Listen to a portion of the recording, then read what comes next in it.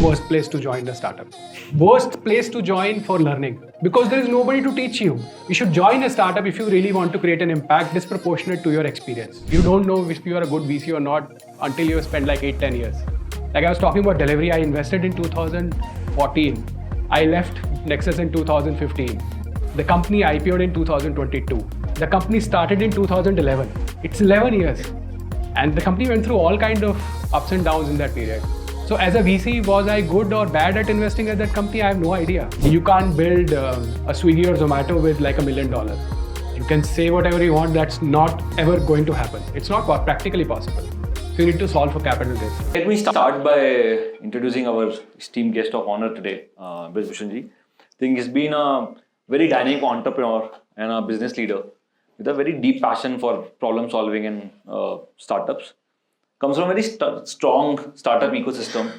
I think one of his interesting roles in that has been as an investor at Nexus, and now as the co-founder of Magicpin over the last 8 years as the CEO. In addition to that, I think Brij has also worked with Bain for close to almost 4.5-5 years, consulting companies across the space. And at Magicpin also, I think, it's been instrumental in the growth and also making that hyper-local shopping experience very delightful. So thanks a lot, Brij, for taking out the time and interacting with us today. This is like I mentioned, is the latest batch of Master Union. Very fresh, very young. They started their journey. Joined last week. Just a week ago. And happy to have you here. So I think, just looking at, if I had to look at from a 30,000 feet view at your profile, right? I think other than age, it checks all the boxes on the matrimony weights. The engineer who went for an MBA at IIM and then went to consulting, then went to VC and then founded a startup. And did a startup also. Joined a startup in between. Between consulting and VC. Correct. So I've done everything. Checks all the right boxes. So was this like, you always had this in plan that, okay, engineering karna hai, fir MBA karna hai, fir probably I'll do consulting, or was this happened? Like, what was the journey like? So till engineering and MBA, it is everyone tells you what to do. So you do that, right? There is not a lot of thinking behind it. Everyone said engineering, then work for 2 years and then do an MBA. I did that. I think consulting was a conscious choice, and I was fortunate also to get that offer. So after MBA, it's all been thought put. I've thought through what I wanted to do. And so consulting was a conscious decision from campus, because of all the options, I realized that since I'm not sure what I want to do in life, at that time I had no clue what I really want to do in life, I should do something that ensures that I have all options available. And consulting is a job that actually trains you on the conceptual parts of business problem solving. It gives you a lot of exposure to different businesses in a very short span of time. So the learning curve is exponential. And I can tell you it's super exponential. Like in the first month of my consulting career, I was actually presenting to a CEO. I'd heard these stories, but I thought, who will send a green horn in front of a CEO? But they actually sent me. And I was nervous presenting to them. But that's the kind of learning curve that you get in consulting, is why I joined consulting. And after consulting, after spending 4 years, I realized that my passion will be more towards building stuff, operating. So I started getting clarity. Right? And that's when I joined the startup. So the startup was Urban Touch. And it was, at that time, just funded. There were 5-6 employees. I knew the founder from past, and I joined him. Leaving Bain, joining a startup early stage company, which had probably an unpredictable future. Right? And the reason to join that was because I realized that, look, if I have to build, I have to be close to building. I can't just suddenly move from consulting and say, I want to build a company and I know what to do. I know how to solve problems, but I have actually no idea about how to build stuff.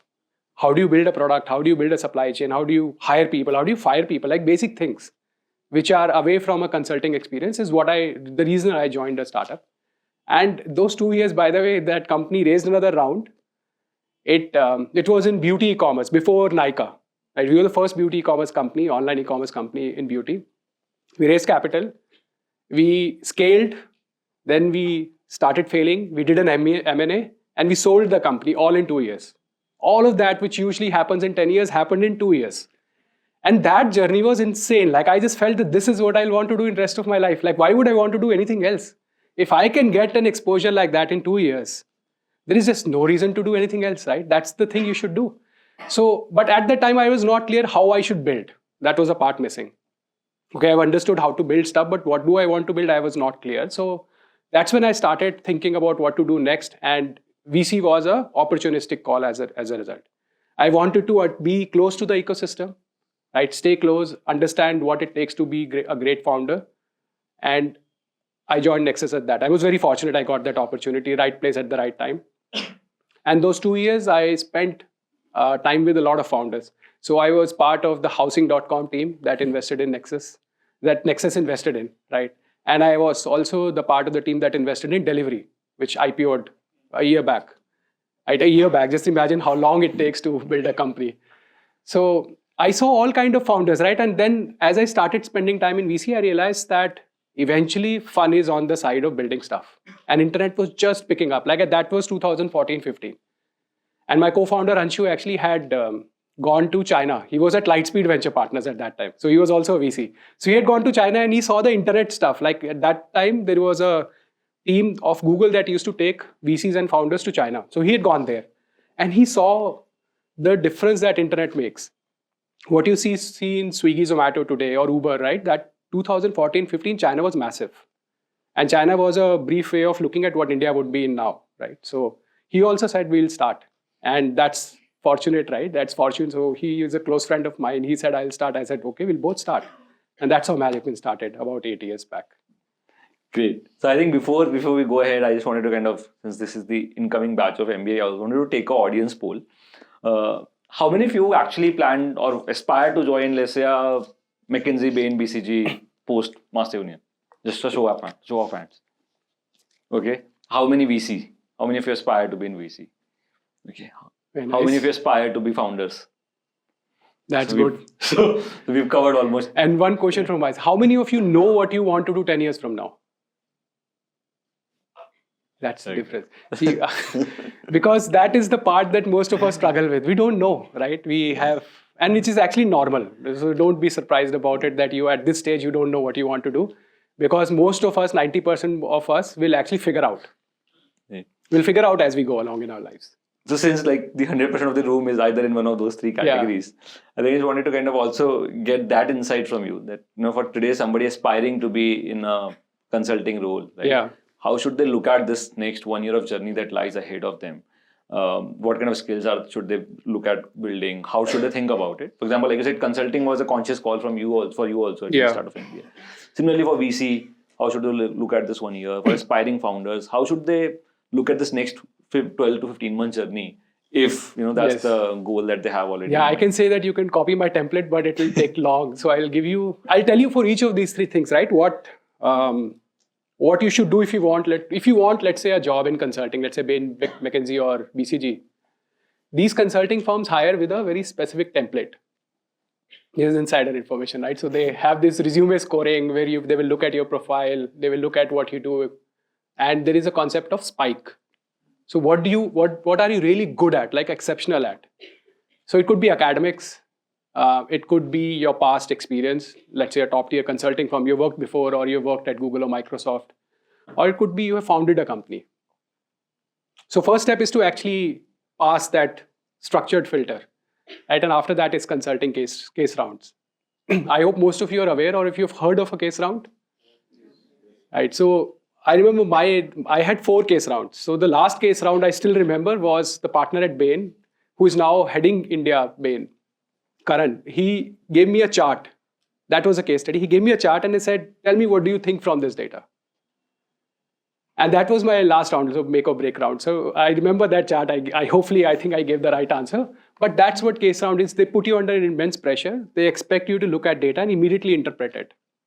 Because that is what you do in consulting. You have a week to learn stuff and then quickly figure out what is the pain point or hypothesis and then solve it. So if you want to be in the consulting job, right, the important thing is to first figure out how the game is played, which is the CV matters, your academics will matter, your past profile will matter, and then the interview process, which is the case study round. Case study rounds, there are a lot of case study practice that you can do. You can form groups, and all of that helps, absolutely helps.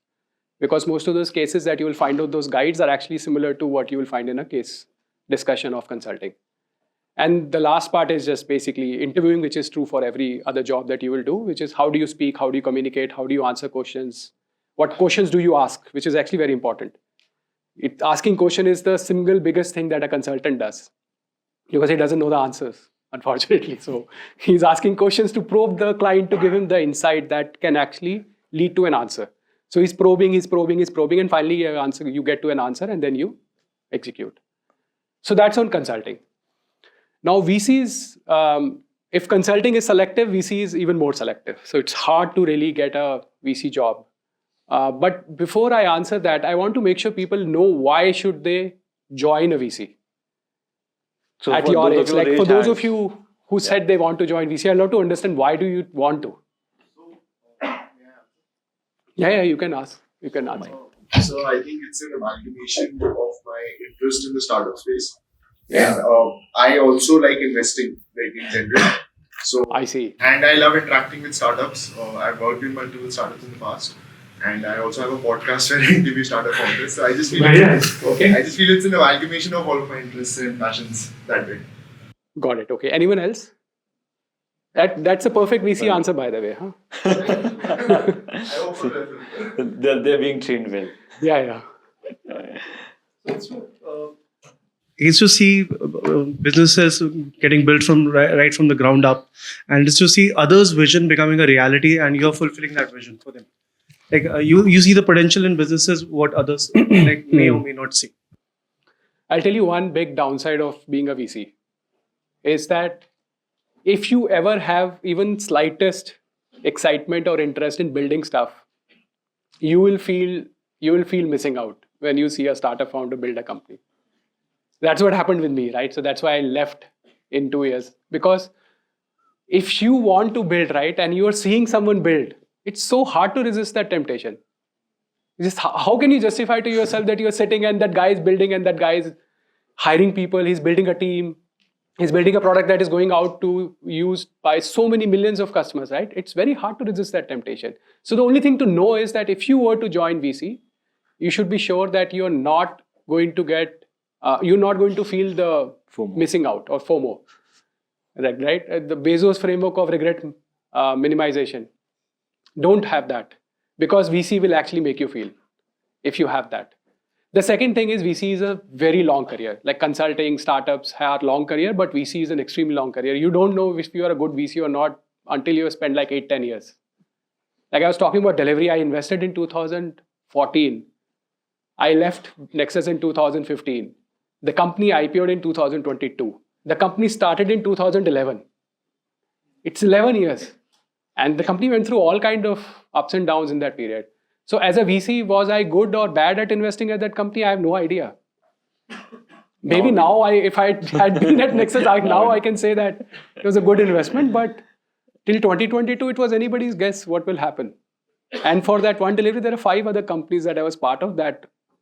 Some of them you might have heard of, but most of them are unknown and they've died. So that's the other part. If you are joining VC, you need to make sure you're committing to a career that probably will take at least a decade for you to realize if you are good at it or if you really are successful at it. Having said that, the joining VC is actually probably the toughest because there are very few VC firms in the country and they all have very small teams. And now because of the environment, they will not be hiring as much, right? Because they have enough capital to deploy, enough people to deploy, and not enough companies to deploy in.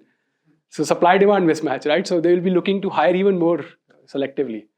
But when they do hire, there are usually 2 types of hirings they do. One is the pre-MBA hiring, which is they will hire associates. And the second is post-MBA hiring. So whatever I mentioned is actually for post-MBA hiring, which is you need to commit for 10 years.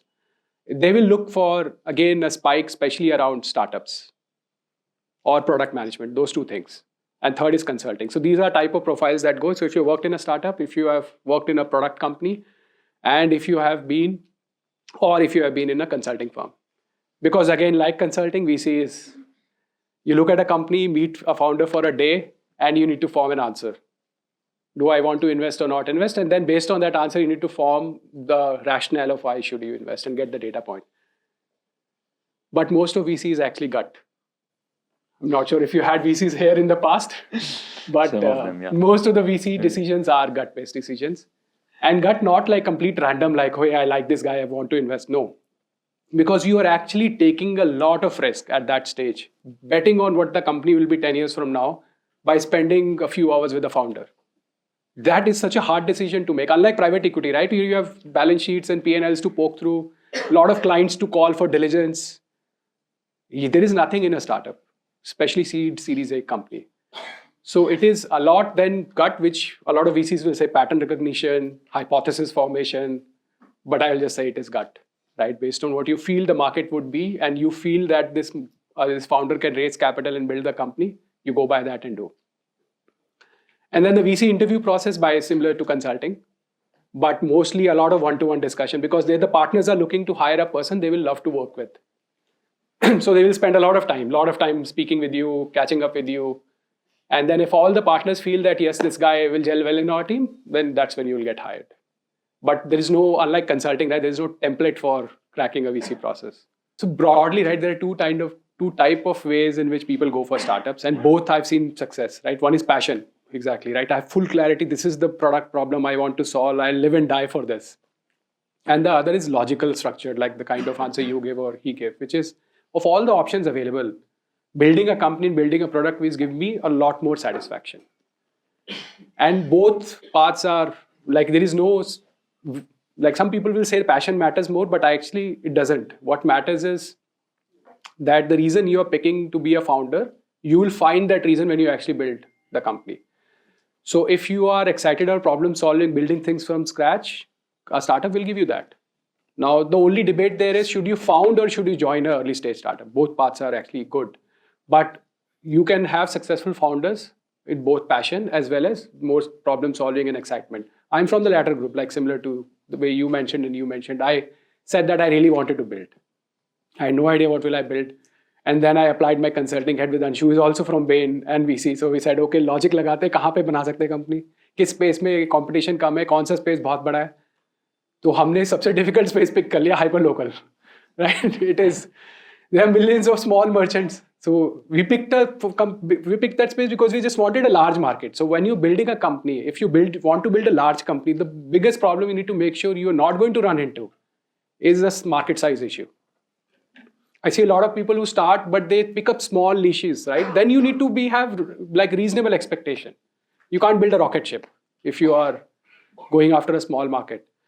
So we said the first risk we can eliminate is a large market. Because if there is large market and if the founders are super committed, you'll build something out of it.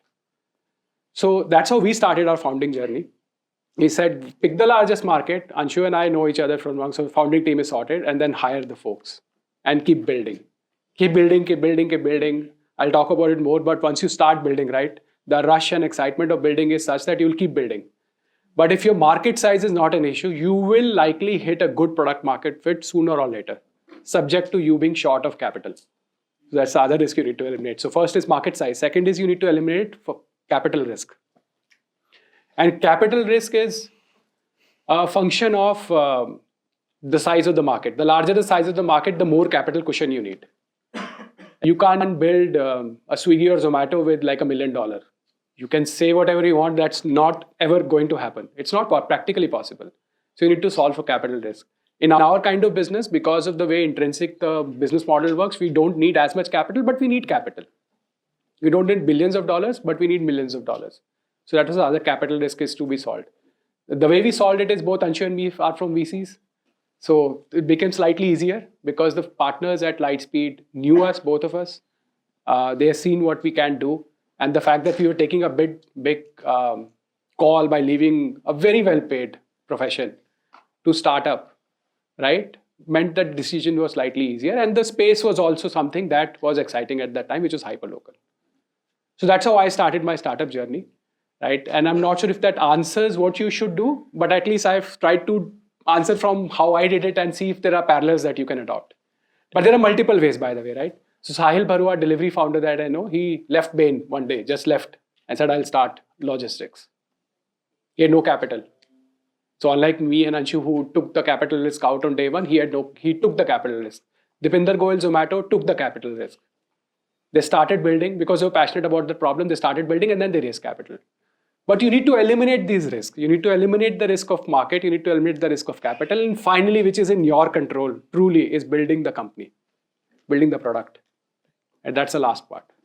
So I think I'll double click on the market size bit. There's been a lot of debate and conversation around it, especially with Nitin Kamath, Zerodha's podcast, recent and they issues. spoke about how often in the current last 2-3 years, founders have, for some reasons, missold the market size to VCs, and Absolutely VCs right. also have been kind of part guilty in it of saying, okay, the market size is so and so, whereas the true market size of people who can pay, that 1% India debate, that's Absolutely right. is much smaller than Much what small- has been much sold smaller. in while raising funds, etc.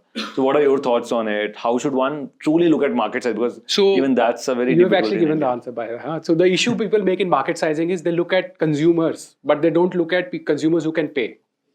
So willingness to pay and ability to pay, those parts are missed. So if, for example, look at any market. India is a country of 1 billion plus people. You will find any market as large market. Absolutely. Like from that definition, how US VCs look at India is a large market. But the moment you say, if I have to build 100 crore revenue company in a year, I'm not even talking about a month. That if you apply that lens, you will realize most companies can't reach that scale.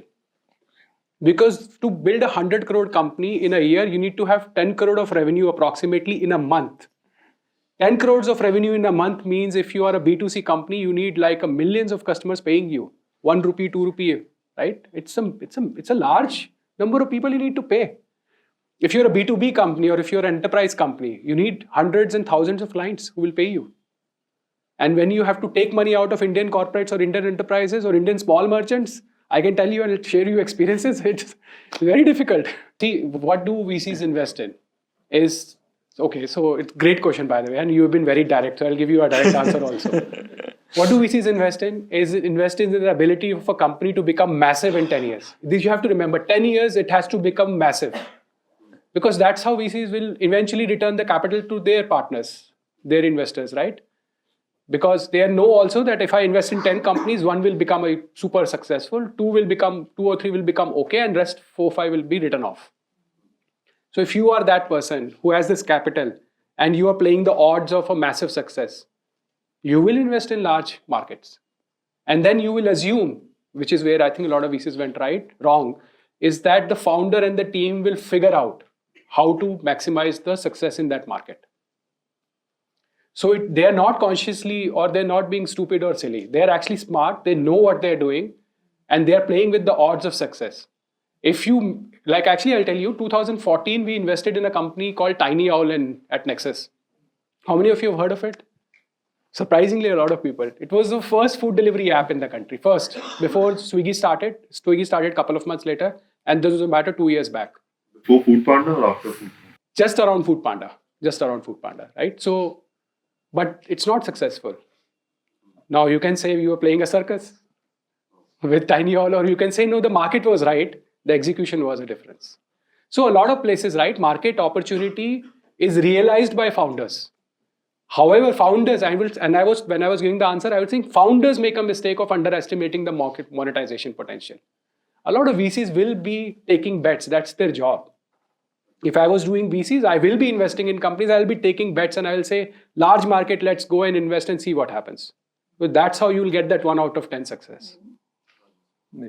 I think we'll take one more question. I will take more questions towards the end. So go ahead. I have a question regarding founders being secondaries these days.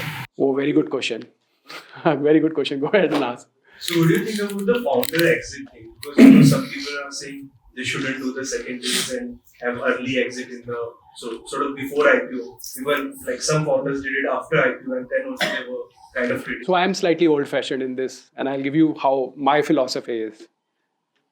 When you are starting a company, and at least in 2014-15, when I was in the VC world, there were signals that you used to look at in founder. For example, what is the salary that the founder is withdrawing when he starts the company? It has to be much lower than what you will get in the market, which both me and Anshu did, right?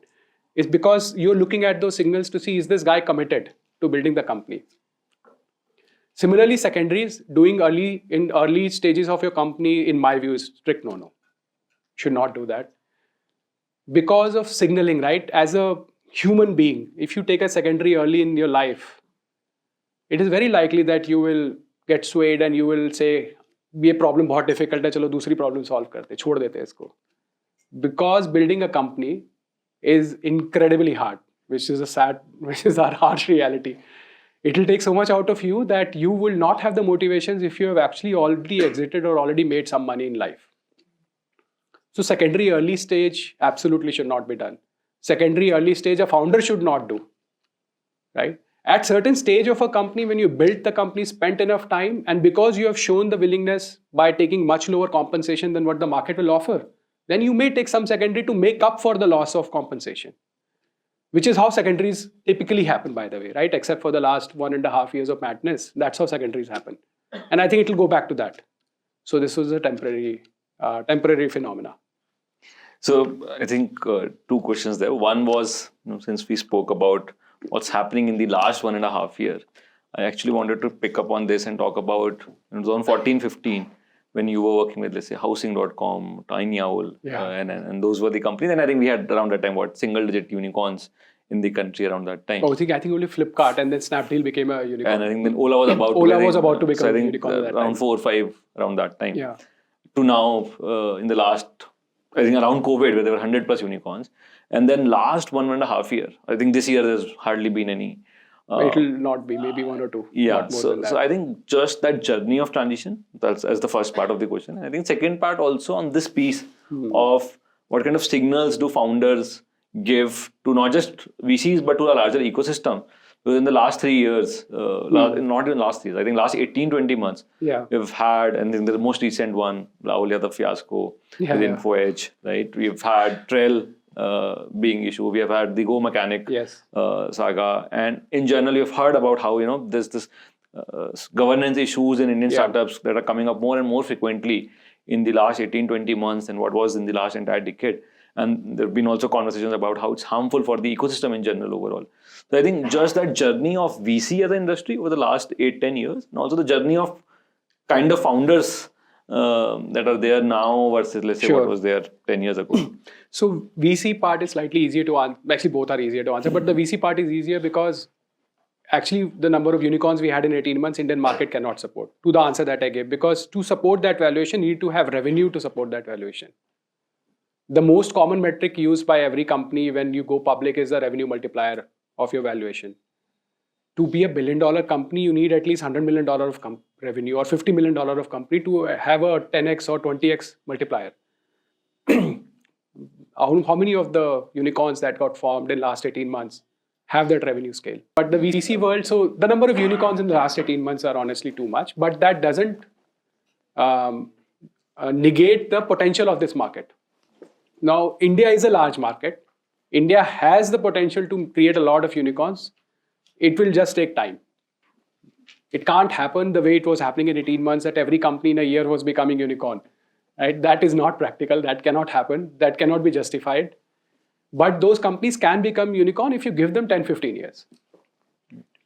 So I just think it will eventually come back. You will have unicorns. And some of the ideas that we are all dismissing will actually become ideas that will become recognized for being path breakers. I've seen this happen in the past. It will happen again. And there is always this period of madness every 2 years, 3 years when everyone is investing and companies are getting formed left, right, and center. It happened in 2010-11. There was this company, Let's Buy.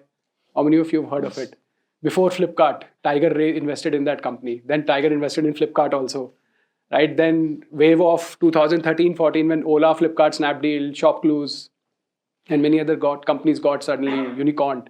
Then 18-19 and now 2022. These are waves that will come, but the ideas are not wrong. You just need a different time frame to realize that potential. So the number of people who can pay in the country are small, but if you give enough time, there will be more people who will pay because the economy is growing, disposable income is growing, people are becoming richer, people are becoming aspirational. So it will happen. So I think it's a wave that will come back. I don't think it will stop. Maybe this year it will not be, but next year, next year it will again start. Coming to governance issue, I think I read this article by the founder of Naukri, Mr. Sanjeev Bikhchandani, right? I think he has the best answer. A lot of it is the founder morality or honesty or integrity. It depends upon that. Because as a VC, right, I won't blame the VCs because as a VC, I've been to both sides, right? So it's very hard to know what's happening in the company. if you have ever done any startup, right, any company on your own, you know the MIS you are preparing. You know how audits are done, right? Auditor also finally relies upon checks and balances and looking at how the systems are structured, right? So most of it is depending upon the founder or the founders, right? Your ability to withstand pressure of valuation, your ability to be morally upright and be intellectually honest to yourself determines what you will do. But if you don't have it, it's very easy to put a wool on the eye of other person, because MISs are Excel sheets. I have known instances where people will gamify the Google Analytics data by putting bots. It has so many millions of views. Now it's very hard to pick it. So it actually completely depends upon founders, and sometimes founders are under pressure. So they will under pressure, do things that they will later on regret. But that happens everywhere. That happens in VC, that happens in even public companies, that happen in IT. Satyam is a great example, right? So I don't think it is fair to brush just the startup ecosystem. यहाँ पे सब ऐसा होता है, ऐसा नहीं है. सब जगह ऐसा होता है, सब जगह अच्छे और बुरे लोग होते हैं. And there is a mix that you need to, and you will find good people get recognized and successful, and bad people eventually get whittled out. So that's how I see governance issue, right? It's up to the founder. Just one thing I would say, that the audit part is surprising. Audit should be done within the time frame. By the way, audit is actually a very tight requirement. As directors in the company, you have to close the audit. So you should close the audit, which is actually a cleanest way to have some checks and balances in the company. Right. I think also a question on why someone should pick, let's say, being a founder or being a consultant or being a VC, because often these are also chased just because these are glamorous roles, right? And now, like consulting and VCs have always been. Now, courtesy Shark Tank, I think founding also has become a pretty cool thing to do. So as an individual, what's that filter or what's that framework that you would look at? So founder, you should never do for being cool.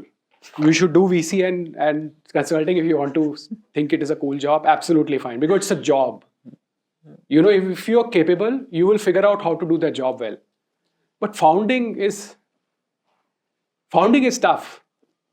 Like, I can tell you, there are times that you will wonder, what the hell are you doing with your life? There are your colleagues, your batchmates who are making more money, who are spending money. You're doing things that you will regret, right? Founding is not a cool job. By the way, if you want to take one message, just take this: founding is not cool. Don't do it if you think it is cool, because you will regret it in 2 years. 2 years at least, you will feel that I'm cool, I'm doing this company. You will meet your friends and will say, what are you doing? I'm founding a company. Oh, great, यार, मेरा भी मन करता था company का. तुम मजाक बढ़िया हो यार, तुम तो start कर रहे हो company. Great for you. First 2 years they will say. When you meet them in 3rd, 4th, 5th year, they will say, अच्छा अभी तक कर रहे हो? क्या हुआ? कभी पढ़ा नहीं मैंने आपके बारे में न्यूज़पेपर में. Your in-laws will ask, यार कौन सी कंपनी है जो चला रहे हो पिछले 5 साल में, क्या कर रहे हो ऐसा? So यार वो नहीं करना चाहिए. Because there is so much of peer pressure and societal pressure and intrinsic pressure that will come to you, that if you're doing it for being cool, within 2 years, after 2 years, you realize it is not a cool job. It's a thankless job. You have your employees. One of the biggest things that we have tried to always do is make sure that when we hire, we keep the people. And even despite a conscious effort, in COVID, we had to let go of 70% of our employees. That was a principle that we wanted to, and we had to break that principle. Imagine the amount of pressure that you are under. That you're letting go of people that you hired a few months back. You have to ask them to go. It's not a cool job. It is the worst possible cool job definition that you can have. But it is incredibly fulfilling. Because when you build stuff, and when, as he mentioned, right, when someone uses your product and it can survive the test of time, then when you look back and you will say, this was worth it. But please don't do it for cool. You can do VC and consulting for cool, which is actually fine. Because आपको समझ में आ जाएगा कि कैसे consulting में partner बनना है, कैसे VC में अच्छा बनना है. Because there are people who will teach you. There will be people you look up to. Founders is a lonely journey. Even with co-founders, it is a lonely journey. There are times you are sitting alone at your home when you go back and you wonder, what the hell did I do all day? Right? So it is not a cool job, yaar. Don't do it. Don't do founding or start a company because you feel excited about it. Absolutely not. There are better things to do in life. I think on that, Brij, I also wanted to ask this. Right? You mentioned about it can be a lonely journey, and you've been at it for now more than 8 years. What has been the lowest point for you in the entire journey of 8 years, and how did you come back from that point to say, okay, it's okay, I'll again fight back and make It was this COVID happen? period when before COVID, right, we were taking off. Like we were really growing fast. We touched about 10 crores of revenue a month, proper revenue with good contribution margin. We were never a bleeding company like burn a lot of money. We burn, G&A is there, etc., but we don't burn on unit economics. So pre-COVID, January was our best month, December and January. And we were out to raise capital. And during that time, we could not because suddenly all the term sheets and all the commitments and all the interest just vanished overnight. Right. Everyone said, "ये क्या है? मतलब COVID आ गया, अब तो देखें वहाँ पे." And our business is completely offline at that time. There was no home delivery concept. Right. It was all customers will go to a store. He will upload a copy of the bill and selfie. He will get points. He will use those points at the store, and we will get commission as a result of it. And when Modi ji announced, next day everything is shut. Everything is shut. Like, what do we do? This business is gone overnight. From 11 crores became to 0 crore next day. And we were out in the market raising capital. Now at that stage, that was the lowest point, clearly, right? And we were already 5 years into it. It wasn't like first 2 years, right? That नहीं यार कोई बात नहीं होता है, सबने सुना है, मैंने सुना है, पढ़ा भी है, मैंने दोस्तों से बातें करी है, तो सब बताते हैं ऐसा होता है. 5 साल हो गए अब तो. Now you were scaling and it is stopping. So now what do we do?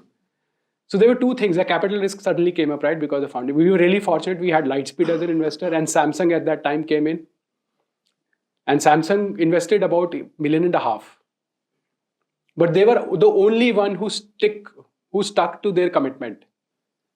They said we'll still invest, even though COVID has come. And I think a lot of where we are today, we owe to Samsung's willingness to stick by their word and Lightspeed for being a great backer. Right? And Bejul, who was on the board, that guy is incredibly amazing. Like that guy stood up and said, we'll give you enough capital to survive this because it's a temporary blip, right? Something will happen. You'll get out of COVID. And then we had to fire.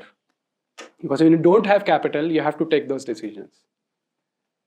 We had 800 employees at that time. We went from 800 to 200 in like a month. And we were the first startup to fire before you started reading about it because we realized we were the first one to be impacted, right? We saw it in a day that this is going to disrupt everything. So in a day, we decided. In a week, we executed remotely because we were locked down. We spoke to employees. We apologized. We did whatever we could.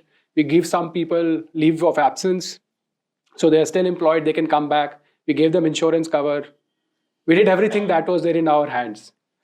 Out of the people we let go, about 100, 150 came back over the next few months as the market started coming up, right? But that was the lowest point. And I dread if it comes up back again. Even though I've gone through this experience again, if the company goes through that again, a similar period, it will again be tough because letting people go, seeing existential threat right in front of you is very difficult. It's very difficult, and those are times you'll question कि बना क्यों रहे थे company आप क्यों इतना time लगा रहे हो? Also, in terms of layoffs, right? I think since we started talking about it, during COVID and I think last 1.5 years, there's been a large number of it across sectors, across industries. And I think that number by now has become pretty huge. Just before that, right? Again, startups were starting to become this preferred place of working for a lot of people. A lot of people. There were better perks, there were ESOPs, there were higher salaries, all of that. And also probably better work, more dynamic, more fast-paced. Now, I think, for example, if I have to look at from a learner's lens, let's say an MBA student lens who is about to graduate in a year, when they are thinking of that choice, whether should I join a startup or should I look at a more stable or safe choice? So what would be your recommendation for somebody who is doing that dilemma? Because we know now the founder side of story. There are people who want to join startups. Okay, yeah. How many of you want to join a startup? Please? Join a startup. There is a principle that I have, and I get into debates with a lot of people because of that, is to join a startup. There are two things the reason why you should join a startup: learning versus impact. If you want to join a startup for learning, it is actually the worst place to join a startup. Worst place to join for learning. Because there is nobody to teach you. How will you learn? You're thrown into, there was a PM I was interviewing. I said, okay, you want to join me? Sure. You will have to write your own SQL queries. You have to write your own script in Python. And sorry, I can't teach you SQL. I'll tell you the tutorials you can follow. So there is no learning. The learning of, for example, a product manager will be far better in a Google, Microsoft, on a larger startup where there will be a product manager to look up to who will tell you the tricks, who will tell you how to learn. You should join a startup if you really want to create an impact disproportionate to your experience. That is the reason to join a startup. But the reason why you will enjoy working in a startup is if you feel that I am 1 year out of, let's say, a B school and I'm running a P&L.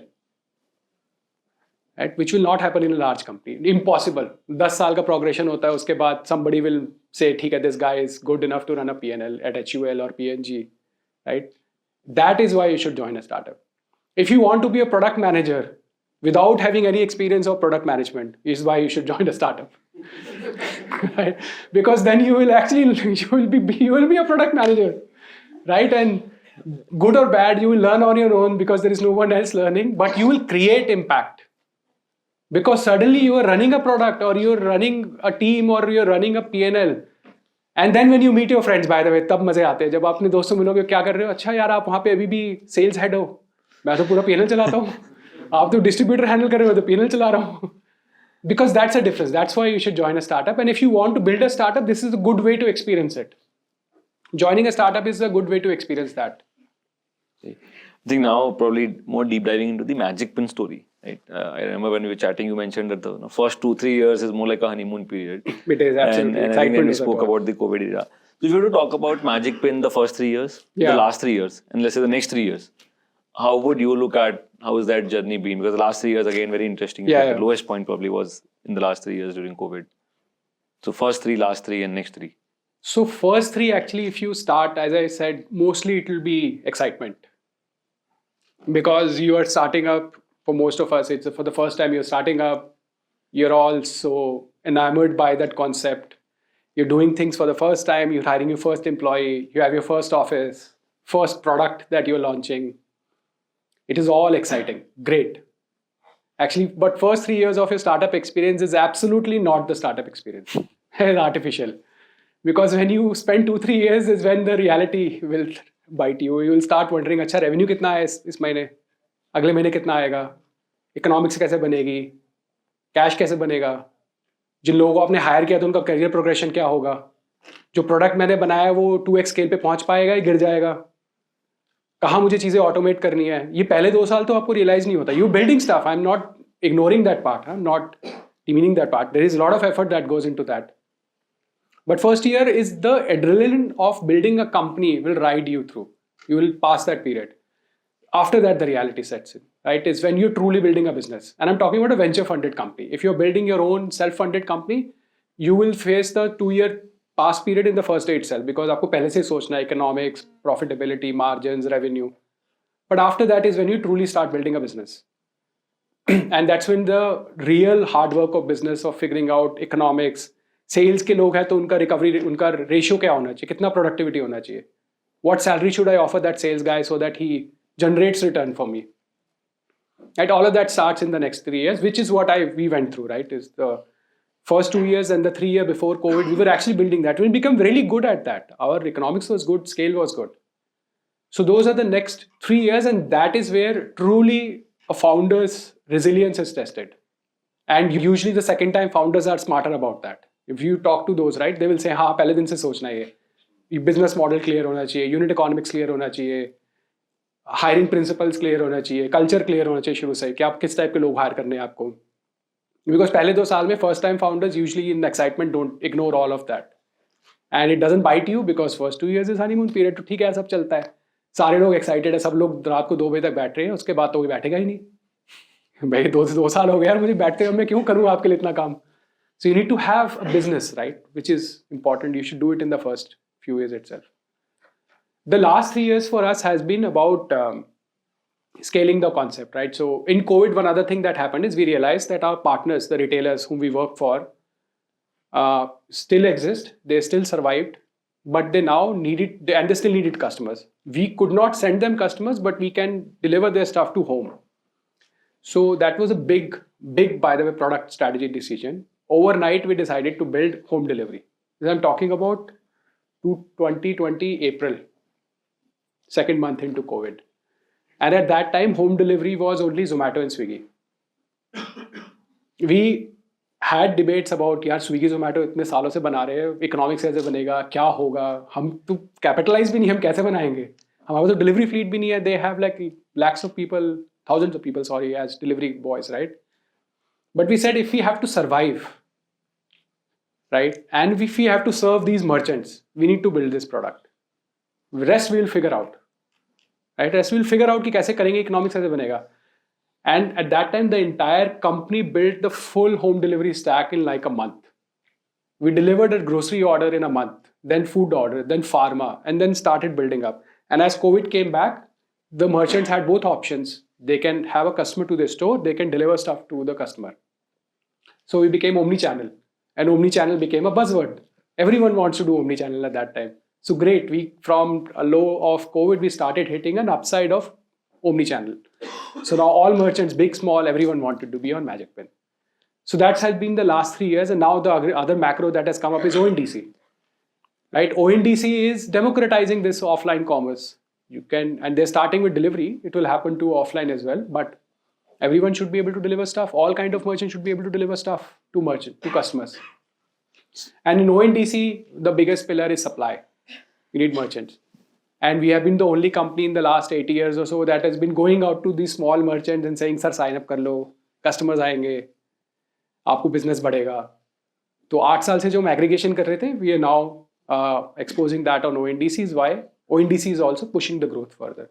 In the last 12 months, we have grown 2.5x with economics, like not CM burn, CM1 positive, CM2 positive. Only spend that we have is the G&A, which is the question of scale. About 1 to 2x of scale from here, 2.5x of scale will be fully break even. So that has been the last 3 years. Now the next 3 years are about actually making it a household name. The reason why we started, right? When I said it is a large market. So actually the सारे entrepreneurs की aspiration वही होती, right? Now we have built a business. We have made it a resilient business. We have made it a business that can potentially go IPO. That is the next goal, which is to take it public, make it a big household name, and realize the goal or the aspiration because of which we started this company. So next 3 years is going to be about IPOing it and taking it to a large company. You can say the old definition is unicorn, but I don't want to use that definition. I want to say IPO. नहीं तो आप लोग मेरा मजाक उड़ाओगे बाद में unicorn बोलते बोलते खुद ही यूनिकॉर्न बनना चाहते हो.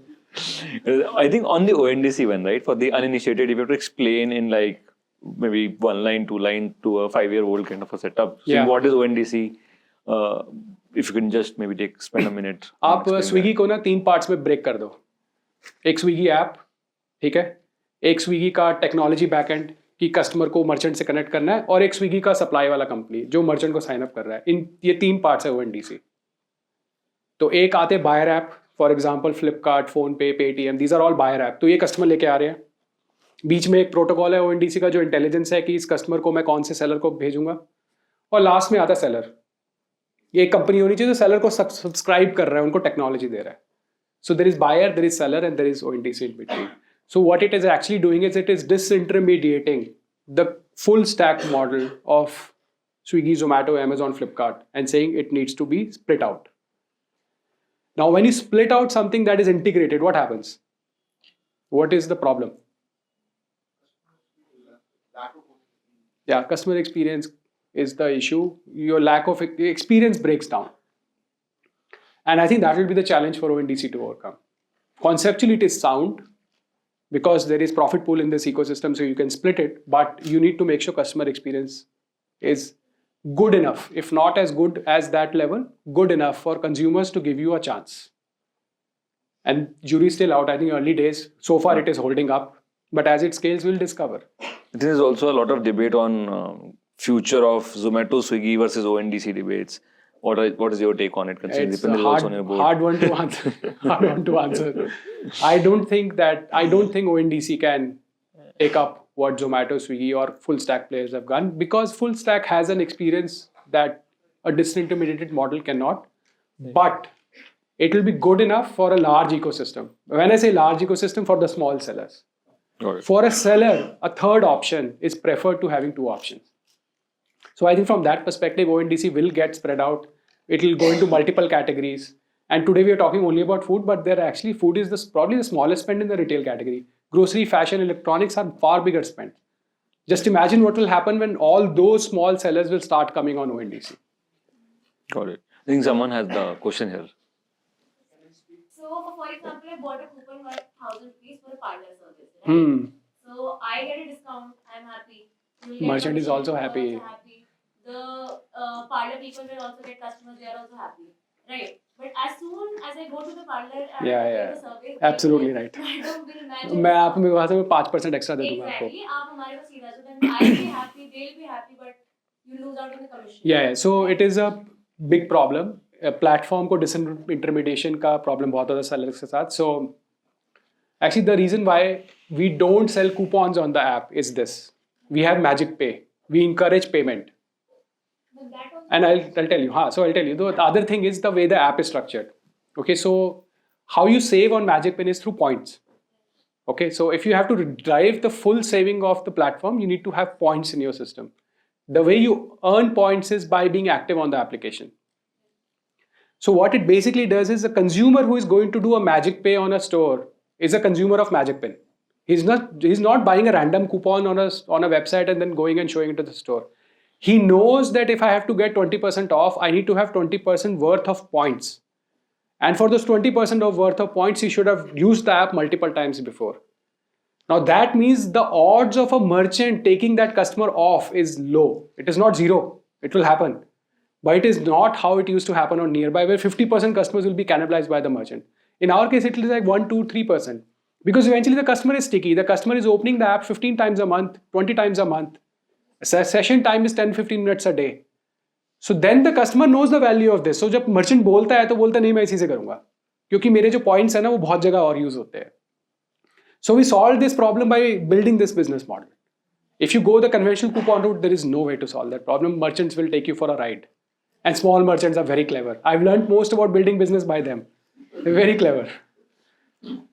इसमें एक छोटा एग्जांपल देता हूँ. जब हमने स्टार्ट किया था ना company, so we were greenhorns. So we set किया, जब हमने बिजनेस मॉडल पहले सोचा था कि सेल्फी आप क्लिक कर रहे हो और बिल क्लिक कर रहे हो, तो हमने मर्चेंट को जाके बोलेंगे सेल्फी बिल का देखो प्रूफ है, आपको कस्टमर आया था यहाँ पे 600 रुपये का इसने रिसीट डाला है, तो आप 600 में 10% मुझे दे दो, 60 रुपीज़. मर्चेंट बोला ले लो, ले सकते हो. तो उसका मतलब क्या है? मैं तो नहीं दे रहा, ले लो, आप कलेक्ट कर लो, आप भेजो अपने बंदे को, मैं तो नहीं दे रहा. सो वी रियलाइज क्विकली यार that we can't collect from small merchants. It is not possible in India. So it should happen through the app. So the first business model thing was, we said entire model ulta, every payment has to be through the Magicpin app. There was at that same time a company called Crownit. I'm not sure if you've heard of it. So Crownit and us started exactly at the same time. It's similar model. So difference was that we pivoted to this, because if you have to monetize, you need to control the flow of money. Because I am not going to go to the merchant and ever ask again पैसा. मेरे तो पैसा पहले collect होगा, फिर आपको पैसा जाएगा. So now that is how we work. Money goes to the Magicpin wallet on the merchant panel. He collects the money and we first collect our 10-20%. That I learned it by experiencing from the merchant. ना मतलब merchant तो कह रहा है मेरा तो पैसा है, मैं तो नहीं देने वाला, अब आपको आप कर लो कुछ. और उनके पीछे if you sell a sales agent, you'll never justify the salary. Sure, go ahead. How do we go about identifying the space of the startup we should work in? So edtech में करना है, fintech में करना है, SaaS, D2C. Best answer if you have a passion like that guy. That's your best But answer. still, you sometimes go with that opportunistic viewpoint, ki which market is big enough. Like for example, I think we did that. So you look at market size, and then you look at, which we did fortunately, is look at the person who's going to pay. Do they have the potential to pay? So हमारे case में math simple था. Look, we have retailers who will eventually pay. Consumers won't pay for this service. It's a nice to have for consumers. It's not a painkiller. For merchant, it is a painkiller because we give them demand, and demand matters. So our thesis was the merchants in India will be willing to pay between 10 to 30% of the business we are driving to them. And in that, it is absolutely logical. We did call merchants. They were paying to Nearby at that time, to other stores, anywhere between 5 to 20 to 50% also at times. So if you have some guy who's willing to pay and the market is large, that's a space you should pick up if you're going with the structured approach. And the way to look at it is just look at startups which many founders do, right? Startups that are getting formed in US, there are parallels in India, size of those companies possible in India. Look at primary research done by other agencies, कि कितने customers हैं, कितने merchants हैं, and do that maths to assess if you should be willing to build a company. So, as a former VC, what was your choice? Great founder, average market, or average founder, great market? I never had that choice. I was very naive at that time. But if I had a choice, let's assume I had a choice. I think you can't beat a market. I don't think you can beat a market. You can say whatever. And from a VC business perspective, a great founder will build a great business in any market. Okay, but may not be a VC fundable business. Like अगर market size small है और अच्छे founder तो you will build a great business, profitable हो जाएगा, cash flow generate करेगा, but let's say $1 billion नहीं बनेगा. So if you have to build a business $1 billion market or a company, you need to have a market that supports it. So market will always win. I think we'll just finish a rapid fire round and then we'll open it up for Q&A permanently. So Brij, I think this was a surprise. Yeah, it is a rapid surprise. fire So I can mentioned skip earlier. questions. No. No, I can't. No, there's 5 of them. One. Cool. If you could recruit any founder today, let's say you had a magic power to poach any founder to come and work with you for Magicpin, whom would you poach? My co-founder Anshu. Okay. No doubt about it. One competition that you would want to acquire. Competition that we want to acquire. No, we have no competition left in this space. None. You're competing with everybody. Destroyed them. Okay. One startup you would work for if Magicpin didn't exist. Sahil Barua Delivery. One startup you would love to collaborate with as Magicpin. We are doing it with Zomato. Okay. One current founder that you would invest in, again as an angel or as a VC. Actually, both Dipinder and Sahil. I've seen them very closely, without doubt. Other than them, actually, unlike others, I've been building companies. I don't know many founders apart from the few I know of. One guy, okay, yeah. Have you heard of this company called Rupeek? Sumit Manyar. Yeah. So in his first company, I invested in Nexus, a company called Function Space. Nobody of you would have heard of. It died in like a year. Founder conflict. But I angel invested in his next company, Rupeek. So that guy is exceptional, truly exceptional. Got it. I think the last one, and this is our version from Coffee with Karan of Kiss, Kill or Marry. Raise, hire and fire. Out of these three, who would you raise money from? Whom would you hire as an employee? And whom would you fire or block on WhatsApp? The last one I won't answer. Ratan Tata, Ankur Warikoo, Ashneer Grover. It's easy. The only, I think, you can take Ankur Warikoo and Ratan Tata and put in the first two, and the fire one, you can imagine. The last one. Great. I think we can open it up for Q&A now. Yeah, sure. I think we'll cover everybody. Don't worry, we have time. Hi, sir. My name is Smith and I come from a healthcare background basically. So the fundamental reason which I would like to start up is to serve a product for the T2, T3 and T4 audiences. But the minute you get into the rural Indian markets with a healthcare product or with that mindset to improve the healthcare efficiencies, what usually happens is these people don't have a lot of disposable income and the purchasing power is very low. Yeah. And at the other end, the way you can monetize this opportunity is by using their free time, energy, and you monetize them that into services. So for such kind of market, if you want to enter, it becomes a vicious cycle in which you have a product, but then the buyers are not ready. But then at the same, What do you mean by services? I didn't get that part. let's say if there are people in T3, T4, you can monetize their energy and time, which is laborers and etc., and make them do household work, like get them in T1 cities and train them and use them here. So that's one way of looking and monetizing that opportunity. But the second way, if you want to sell certain products there in those markets, it becomes a vicious cycle wherein you have aspirations, you have some goals of social impact, but you're not unable to do it. So how would you rate such kind of market? And is there any way where in India as a whole can come out of this and help the T4 cities? The large FMCG companies have all cracked. But that's only one segment, like only FMCGs. No, so okay, my answer there is that FMCG is cracked by being at this problem for a long time. It didn't happen overnight.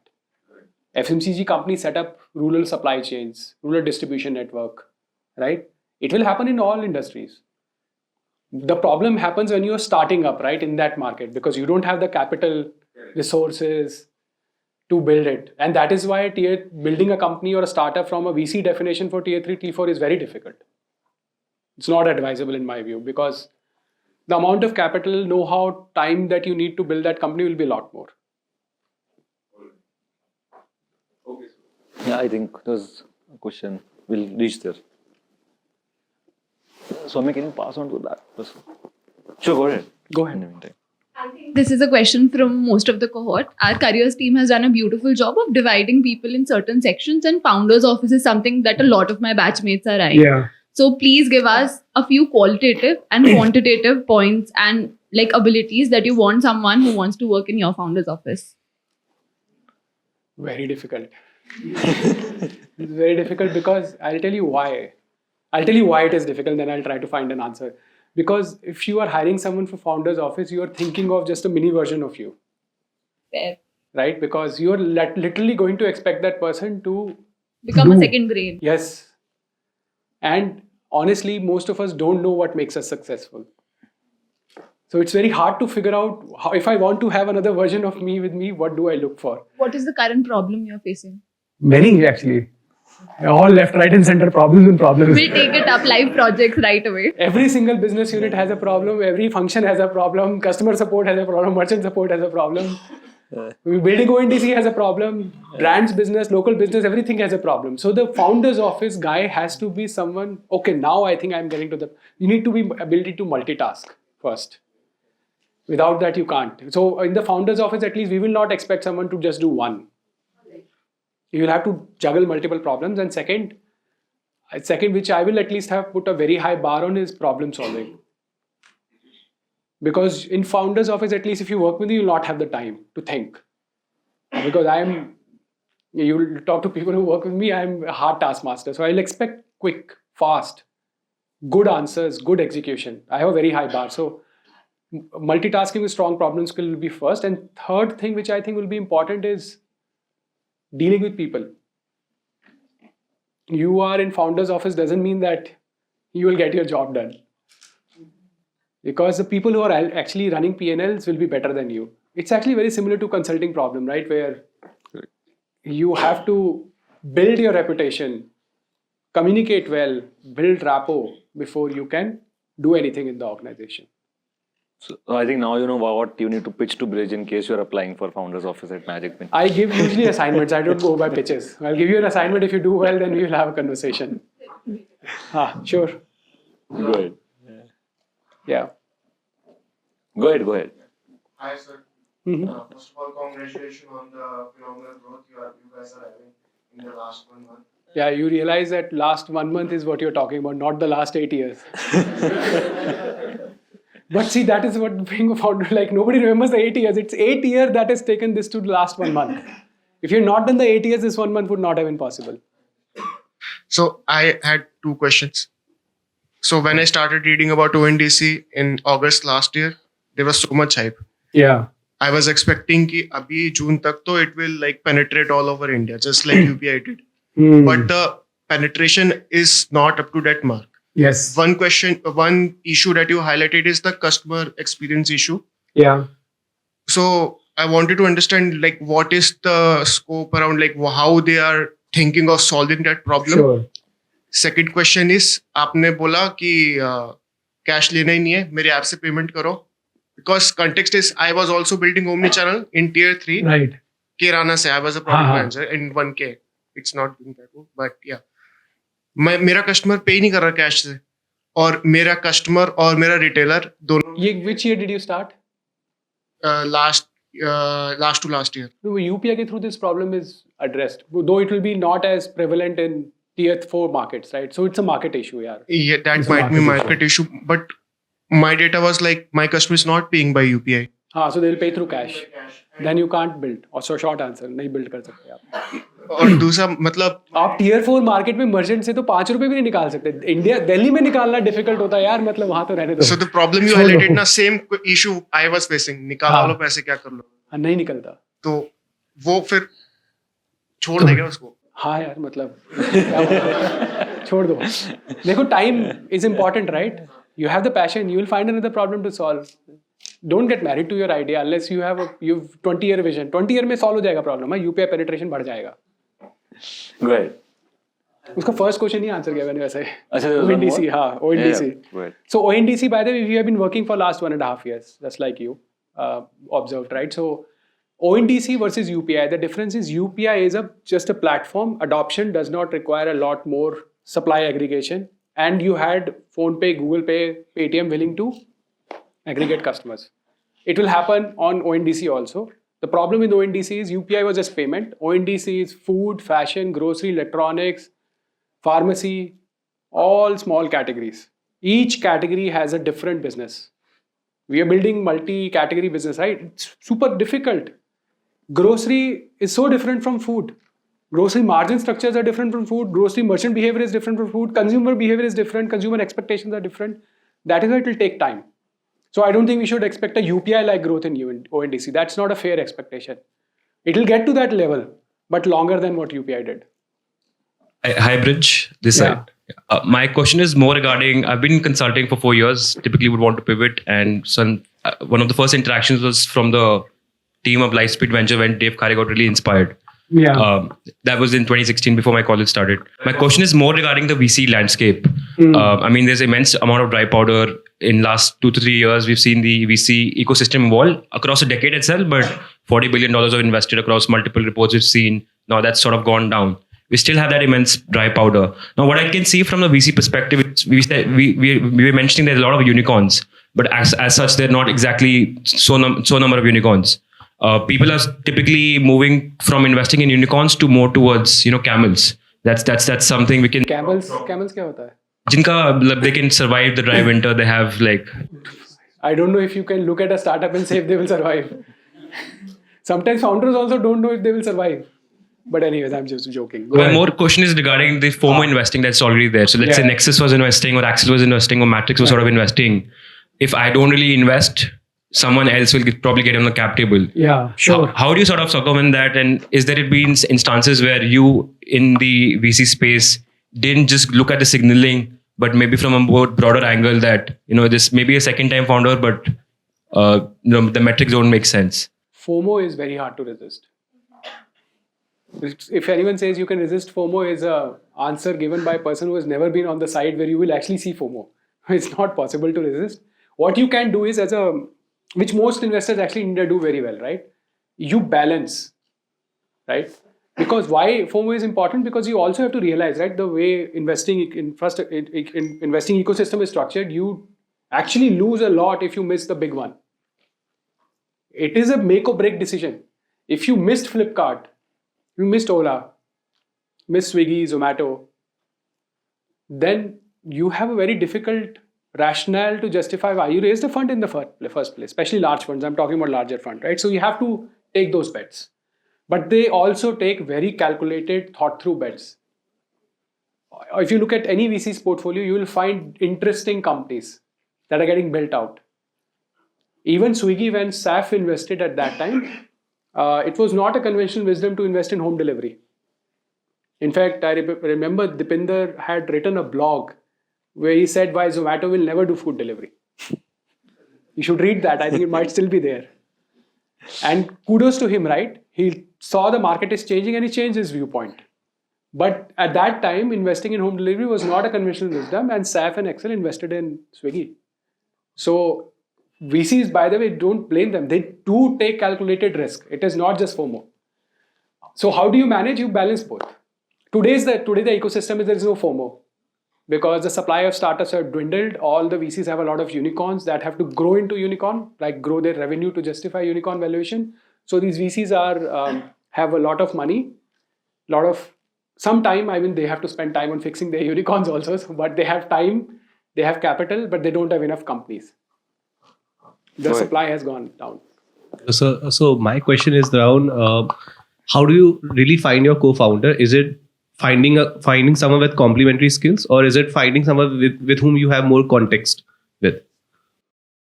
Yeah, good question. So few principles I'll talk about. Okay, the things that I've learned. Complementarity is not important. Commitment is actually more important. Because you are in founders, you're not building a team. When you're building a team, you're thinking of a tech guy, kahin se leke aana hai, analytics leke aana hai, sales leke aana hai. Co-founder, you're not thinking like that. Co-founder, you're thinking, I want a guy who will live through this journey with me. So commitment is single most important parameter, which means both of you need to be at similar life stages, similar expectation of what life means for you. What do you aspire to do? How will you deal with failure, right? How long are you committed for it? What worst can you afford to lose when you're building the company? Those things matter more. Because a lot of these companies that fail because of co-founders not gelling well together or realizing their paths are different now. So I don't think you should optimize for complementary skills. If you're looking for a co-founder, optimize for commitment, which usually comes by knowing people you know. And you've seen them over a long period of time. You know that they are in this for the right reason.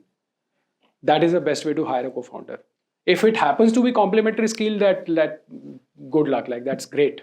But that's not the reason to have a co-founder. Yeah, I think we had a question there. Hi, sir. So, like you said, signing up with local vendors or mom and pop kirana shops is essentially like signing up for failure. So, let's say somebody who wants to get started with building a marketplace. So, how should he go about, because the big brands are not going to entertain that person. Yeah, sure. So, how do you go about dealing with this, particularly when you're starting out? So you need to sell the vision to the small merchant. Sell karna hota hai. You need to go and tell the merchant, like I do that. I still do it, by the way. I still go to sales meeting, many of my sales meeting. You need to go to the merchant and say कि जब आप मेरी app के साथ काम करोगे तो क्या बदलेगा? मैजिकपिन के से क्या बदलेगा? कस्टमर ज़्यादा आएंगे और जो शॉप खोलता है ना उसका सबसे बड़ा इशू ये होता है यार मुझे फुटफॉल चाहिए. So if your value proposition is right and you have the story that you can tell, small merchants will back you. There is no downside, right? आप पैसे तो पहले नहीं ले रहे उनसे आप. अब ये तो नहीं बोल रहे आप मुझसे साइन अप करो और आप मुझे 1 लाख रुपए दो, ऐसे तो नहीं कर रहे आप. So they will partner with you. Large brands will not, because they will think यार कितना बड़ा होना चाहिए, मेरा reputation effect होगा. Small merchants are actually easier to sell into, but hard to monetize. So अगर आप local merchant पे सोच रहे हो आइडिया तो small merchant के selling पे ज़्यादा परेशान मत हो, वो तो हो जाएगा. Yeah, there's one there. Sir, on the lines on this, so when building an open place marketplace for a supply and demand, what do you solve first, like a supply side of it or the demand side of it? Because if demand is not there, then supply will not. You have to solve both. There is no order. Both have to be done. Marketplace का सबसे बड़ा challenge ये है, you have to do both. You can't get all supply and then you will say, okay, अब मेरे सारी supply आ गई, मैं customer लेके आता हूँ. तो अब supply जब तक customer लेके आओगे, supply भाग जाएगी. उल्टा अगर करोगे मैं सारे कस्टमर लेके आता हूँ सप्लाई बाद में लेके आएंगे तो कस्टमर भाग जाएंगे. So building marketplaces is hard because of this reason. You have to constantly build both. By constant I mean even 8 years into it, we are still building it today, and we'll continue to build it for next 10 years. It will not stop, because there always will be pockets in the country where demand is missing, supply is missing. You need to get both together, and there will be pockets in the country where there is some supply, some demand, but not enough. So you need to deepen it. You do both together. Great. I think we've run out of time, so we'll call that as the last question. Thanks a lot, Brij. I think No, it's my been pleasure. Lovely chatting with you. Thank you so much. Also,